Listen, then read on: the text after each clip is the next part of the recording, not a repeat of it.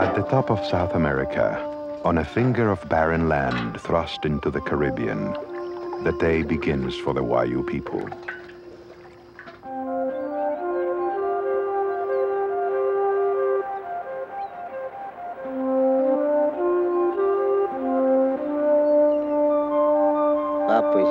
We are poor, some people say, but I say we are rich. We have the sea, we have women, and the sun.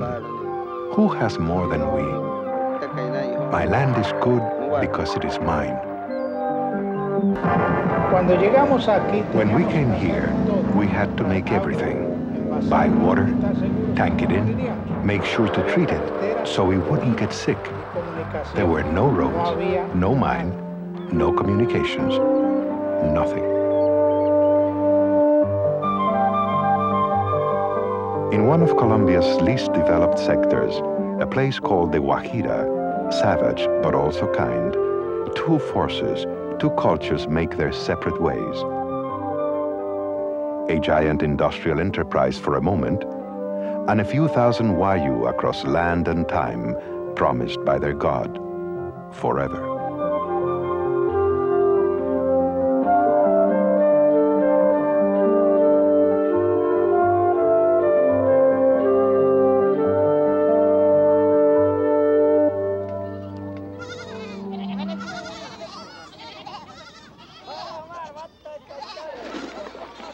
The Wayuu believe their ancestral home is the source of their strength and dignity. To succeed in the Guajira, industry must recognize the land as a sacred trust and the Wayuu as its natural heirs and masters.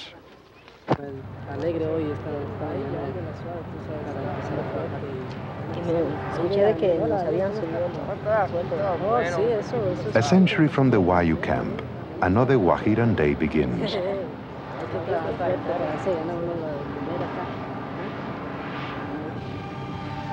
A day of machines and men to fulfill one of the most complex industrial plans of the decade.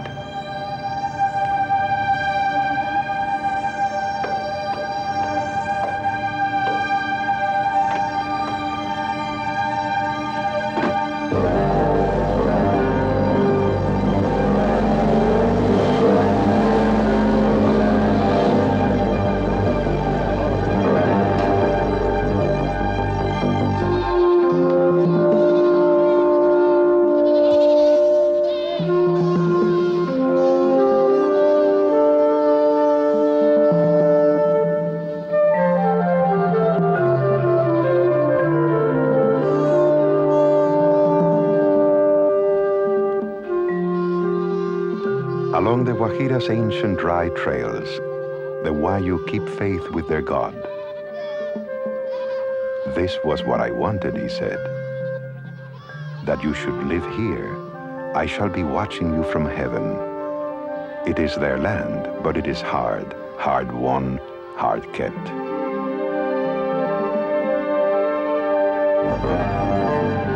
One of the largest export coal mines in the world began with a daring vision.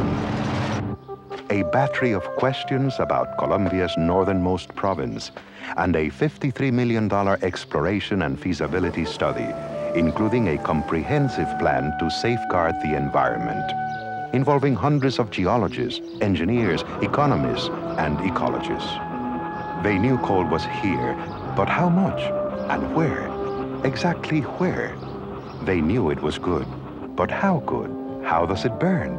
And is it worth the enormous cost to get it out of the earth and out of the country? Across a vast frontier, an unprecedented $3 billion commitment buys the land, clears it, pushes it back, brings in the water and the workforce, builds a miracle. Roads from the sea, from the mountain, roads that lead to bridges to let the railroad through. And of course, the railroad. From scratch, 90 miles of track and rolling stock to carry the coal, as yet unmined, to one of the largest coal ports in the world, as yet unbuilt. Unbuilt the piers, and especially a harbor, which had never received a great ship, never could until 15 million cubic yards of sediment were dredged from the Caribbean. An army of workers, 11,000 strong, to be trained, fed and housed, flown in and out. The decade of decisions and schedules moves ahead for the great enterprise. The long day for the Wayuu. Each culture driven by its own priorities and needs.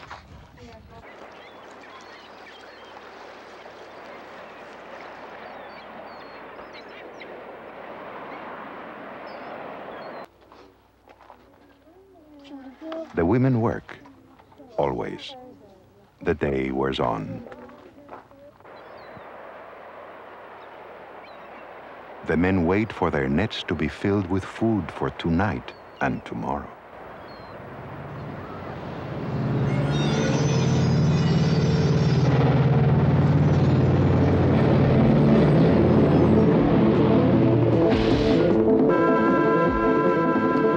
X3, Alfredo, X3.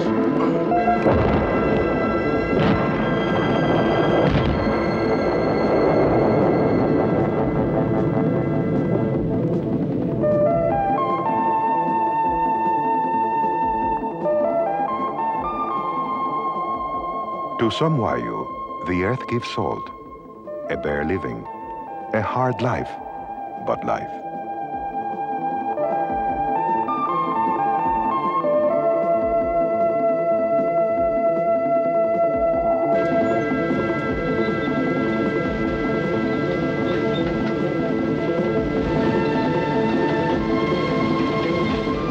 Coal from Colombia, from the Guajira, from El Cerrejon. 15 million tons a year moved and moved again.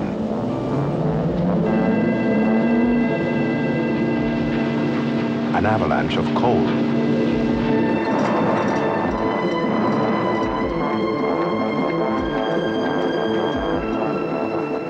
Now the vital link between mine and port, and doing 80 all the way.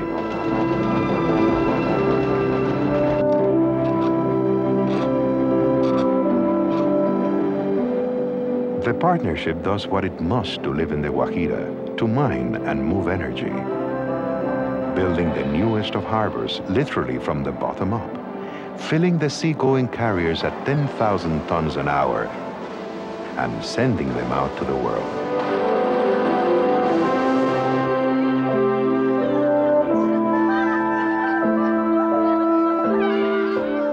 The Wayuu, in their Guajira, do what they must to keep their way of life intact.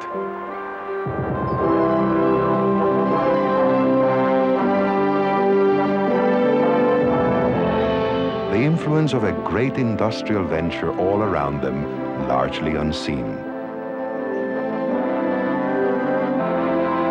Yet the two cultures have met, interdependent.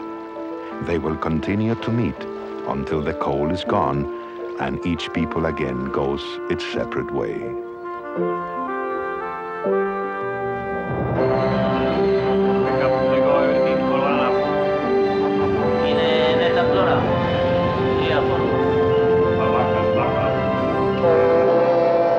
The coal ship puts out to sea, her destination Europe, the power plants of Denmark.